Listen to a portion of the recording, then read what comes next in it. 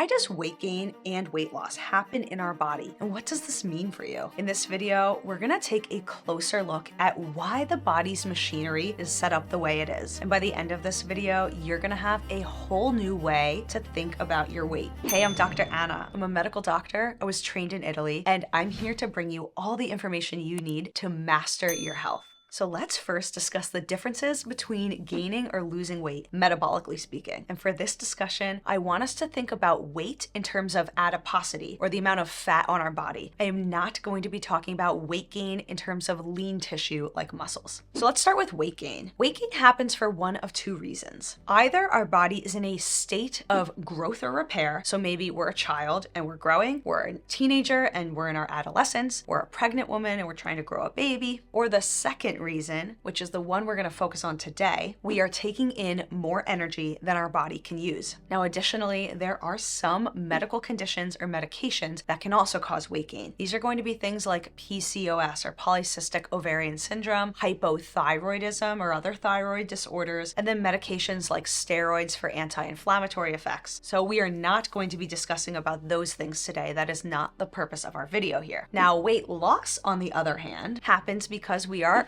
spending more energy than we're taking in. Now, this could be because we're more physically active and we're exercising more, so we're burning more energy and more fuel. Or this could happen because we're doing the same amount of activity, but we're taking in fewer calories and we're restricting the amount of fuel that's entering our bodies. Or it's a combination of both. Now, weight loss could also be occurring because our metabolism is more active by a condition or a medication that's causing it to ramp up. And this happens in things like hyperthyroidism or even some cancers that can cause body wasting. And of course, there are lots of drugs that can cause weight loss. But again, we are not going to discuss about those today in this video. Okay, so now that we defined what weight gain and weight loss are, we can talk about fat accumulation. So this is a specific type of weight gain and the type that we're interested in for this video. So to dive into this topic, we're first going to talk about why fat accumulation happens in the first place. And spoiler alert, this is not a defect of Mother Nature. This is actually meant to protect you. Okay, so what I want you to do right now is picture in your mind going back 1,000,000 years, literally 1,000,000 years. I know that sounds dramatic, but that's actually the amount of time we need to be thinking about in terms of how our body came to be. So our ancestors were primitive people. These were the hunter-gatherers. They lived off the land. They were living with nature like other animals in the animal kingdom. And they hunted their food, so they were eating other animals, or they were gathering their food, things like berries in a bush. So basically, they had food whenever it was available to them, given by nature. This was before the invention of agriculture or growing our food. Now, because of this, we were designed to be able to thrive in a natural setting. And what this means is that our bodies have mechanisms that literally do something with every single calorie coming in. Nothing goes to waste. So the concept is either we use the calories that we're eating right away, or we store that energy away for later. And the storage comes in a couple of different forms. We have glycogen, which is primarily glucose that's stored into the muscles and the liver that can be used to be quickly broken down for energy later. Or we have our longer term version of storage, and this is fat. And the idea of having fat on our body is that it can give us sustained energy for much longer periods of time if we are not coming into contact with food and we can't find any. This is otherwise known as starvation. Now, there are other mechanisms at play that are interacting to give our body fuel that it needs to sustain itself without taking in new food, but that is a very complicated subject. And honestly, you don't need to know all those details to understand the concept that what doesn't get used gets stored. So remember, this allowed us to live and survive long periods of time without finding food. So it just makes sense the way it's set up. But let's pull ourselves back into the present time. We literally have the opposite problem today. It's not that we can't find enough food, it's that we have too much food all around us at all times. So therefore, people are inadvertently accumulating fat as a regular occurrence. And unfortunately, this causes undue consequences on people's health. So what does this mean for you? What is absolutely scientifically clear is that excessive excessive weight gain can lead to various diseases. So we can chunk all of these diseases together under this umbrella term called metabolic disease. When we gain excessive amounts of weight and we're in a state of obesity, there are a lot of negative consequences on many organ systems of our body, like our heart, our liver, our kidneys, our brain, you name it. And it's important to keep in mind that these diseases are what are called acquired diseases, meaning you're not born with it, you develop it later in life. So now this brings with it both good and bad news. Let's start with the bad news. The bad news is that some of these health problems that are associated with these chronic metabolic diseases can literally be catastrophic and life-threatening. Think about something like a heart attack or a stroke. While that is an acute medical event, meaning something that quickly happens and needs immediate medical intervention and immediate treatment, the disease itself underlying it, the heart disease, the atherosclerosis, the fatty plaque buildup, that is not a short-term disease. That is a long-term disease that's been building up over many years. Now, what's the good news with these metabolic diseases being acquired? Well, two things. The first thing is that if it's acquired, meaning you're not born with it and you develop it later, then usually there are things you can do to prevent it. And that is absolutely true when it comes to metabolic disease. And the second piece of good news here is that because we acquire it later, in certain cases, we can literally reverse it. And if that does not feel empowering to you, I don't know what is. Now, if you're finding this video useful so far, and I really hope you are, I want you to please subscribe so this video can reach more people and it helps our message get out to those who really need it. So now